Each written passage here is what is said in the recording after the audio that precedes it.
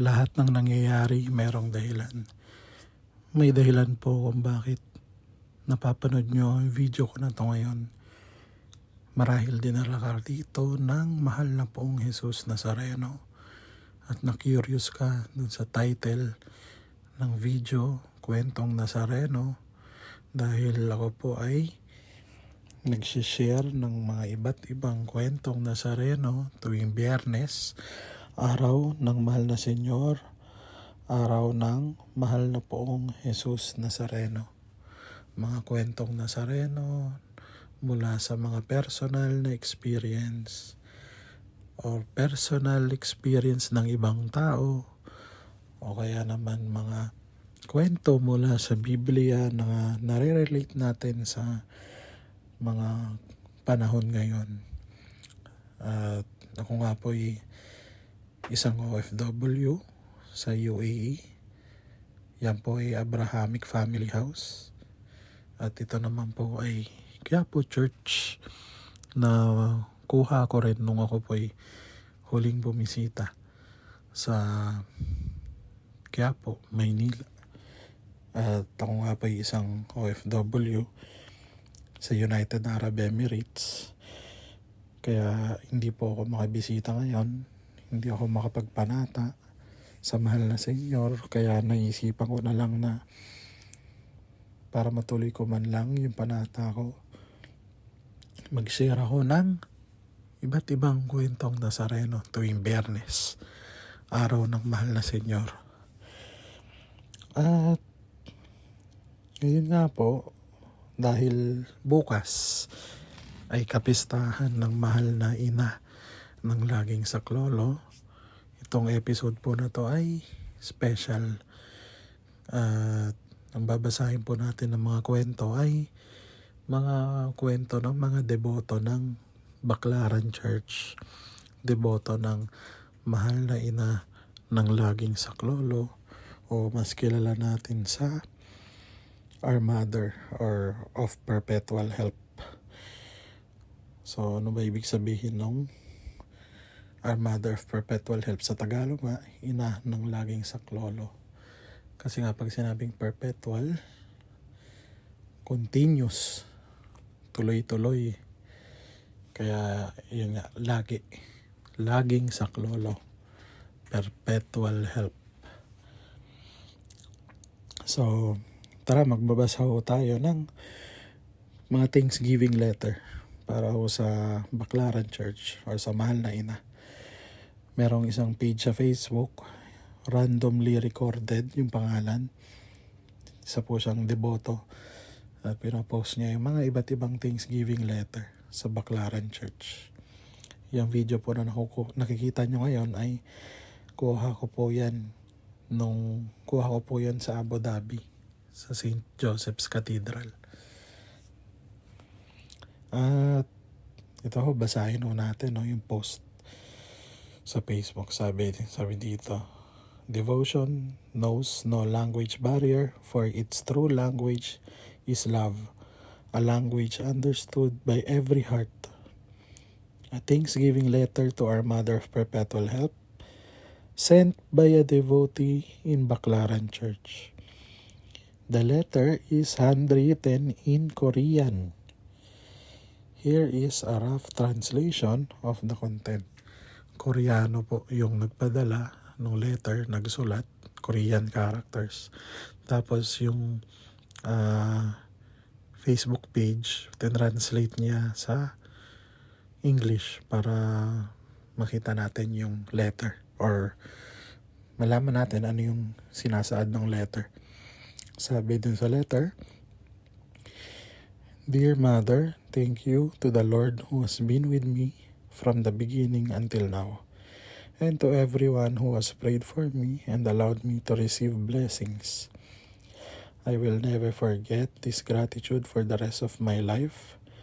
Though I am only your insignificant daughter who has nothing worthy to offer, I am thankful that I was still able to be your daughter.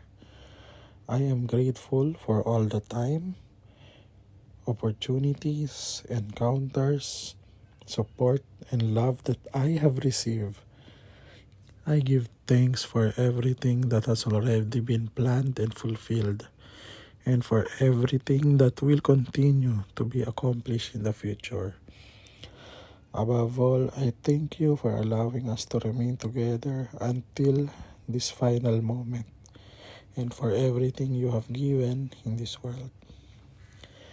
I am a servant of the Lord, and I thank you for leading me until this point through your care and gentle guidance. I love you. I do not know how I could ever forget your love.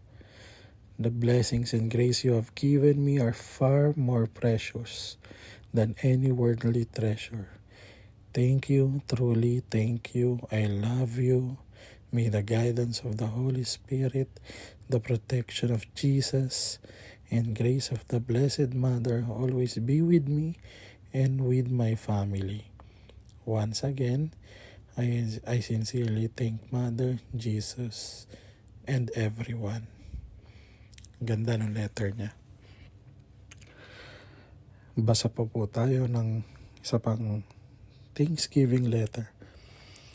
Dear Mother of Perpetual Help, after my painful journey sa naging job hunt ko sa iba't ibang schools in which tila nawalan na ako ng pag-asa and almost thought of ending my life, there's an unexpected blessing that came to me when I got accepted sa isa sa mga Catholic school sa Parañaque na malapit lang sa Baclaran Church. You have witnessed my tears shed nung araw na nawalan ako ng gana magdovina that time. Ba't di mo pa rin ako sinukuan? Mahal na ina, ikaw nga ang tunay na ina ng laging saklolo. Para sa akin po, laging handang tumulong sa akin. Patawarin mo po ako kung nagtampo ko sa iyo. With that blessing being said, I am pleased to make me an instrument to bring my learners to be entrusted to my care, to Jesus Christ, and to come unto Him through you. I promise na hindi ko sasayangin ang biyayang ipagkakaloob mo sa akin as I strive to be better and commit to become a professional teacher. Bless my efforts as I'm about to bring my students come unto Christ through you. And as for me and my family, we will continue to love and serve you. One thing that I will ask is to restore peace and stability to my family. I love you, thank you, and sorry sa mga araw na nagtampo ako sa iyo. As I leave them in the name of Jesus Christ. Amen. Sabi ng isang devoto. So, normal yon, may mga ganun talaga na instance nagtatampo. Pero lagi lang natin tandaan, hindi tayo pababayaan ng Diyos. Yan nga po nakikita nyo ulit ay sa Abu Dhabi, St. Joseph's Cathedral. Basa pa po tayo. Dear Mama Mary, sorry it took me so long to come back here. I first went in 2016 trying out my luck for the board exam, and then I did not pass. I went back to our province. I came back 2018, did not took the board, and did not came back for you even to thank you. I passed the board exam 2022. Mama Mary, I know it's you. You helped me even I can't come back here anymore. Now I'm doing my job and using that license I passed for 2022. Thank you, Mama Mary, and I'm So sorry that it took me forever. That was 11 years ago. I was begging to put my name on the passer for customs broker exam. And now I'm here, Mama Mary, as your licensed customs broker. I love you so much po, and I'm so sorry po. Thank you for always guiding us. Even so many letters, prayers, you still manage to listen to mine. Thank you for showing that I am worthy of it. And I'm so sorry that sometimes I don't see it. I love you with all my heart. Minsan nakakaiyak din talaga magbasa ng mga gantong pagpapatotoo. Thanksgiving letter. Basa pa po tayo ng isa. Dear Mother of Perpetual Help, walang hanggang pasasalamat po sa inyo. Simula isilang ko ang aking anak taong 2001 hanggang sa mga sumandaling ito. Naalala ko na sa bahay po namin ang imahe ninyo, Mother of Perpetual Help, na iniikot ng aming barangay. 9 na araw na natili sa amin ang imahe hanggang sa maipanganak ko ang aking pinakamamahal na anak. Immaculate Mother po ang lalabay ko sa kanya. Doon po nagsimula ang aking pagdarasal at pagnanovena sa inyo kahit nasa bahay lang po ako. Single parent po ako at hindi nyo ako iniwan kailanman. Lagi ko kayo kaagapay at ang Panginoong Hesukristo mula sa aking pagiging ina, breadwinner sa aming pamilya. Katulong ko kayo sa aming kabuhayan, sa kalusugan, sa kaligtasan at sa aking karir. Naabot ko po ang aking peak ng aking banking career bilang Area Operations Head. Lagi rin po akong umaakyat sa stage dahil consistent honor student po ang aking anak mula preschool hanggang college. Nagtapos na summa cum laude sa UST. 3 taon na rin po siyang nagtatrabaho ngayon. February 2024 nang magpunta at physical ako magnovena sa Baclaran. Mama Mary at Lord Jesus Christ, sobrang pagpapala po ang ipinagkaloob niya sa akin. Wala po paglagyan ng aking kaligayahan at gratitude sa inyo. Ako po ay edad 50 na nang maikasal sa isang mabait, masipag, madasalin at responsableng American citizen. Bukas po, May 30 nung sinulat niya ito. Bukas po, May 30, ay pupunta na po akong US upang magkasama na kami. Nang magsimba po ako sa Landmark Manila Bay last Wednesday, rin ay naroon po si Bishop Jesse at ako ay nagpa-bless sa kanya. Ang lakas-lakas ko po talaga sa inyo, Panginoong Hesukristo at Mama Mary. Lagi niyo po akong pinadarama sa akin, nakasama ko kayo. Hindi man ako spoiled ng bata, ako dahil sa kahirapan, pero sa inyo po spoiled brat ako mula noon, magpahanggang ngayon.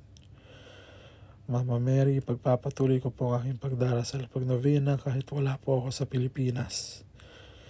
Nawa ay patuloy niyo po akong gabayan sa bagong chapter ng aking buhay. Muli, walang hanggang pasasalamat po, Inay Maria at Panginoong Hesukristo. Kakatuwa.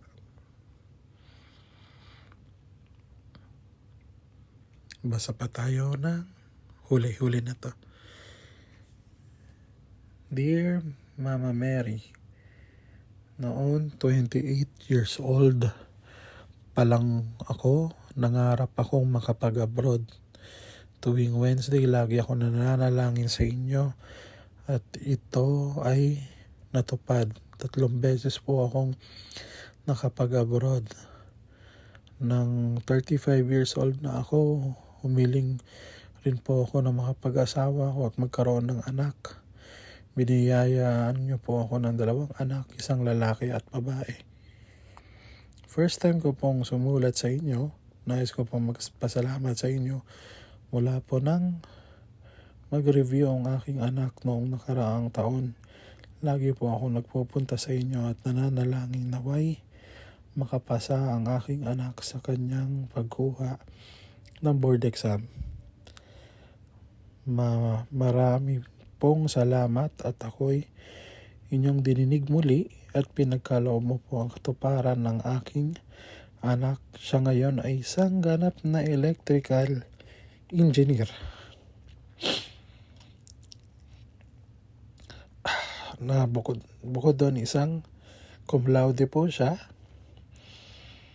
Maraming salamat po sa inyong gabay at sa aking pamilya.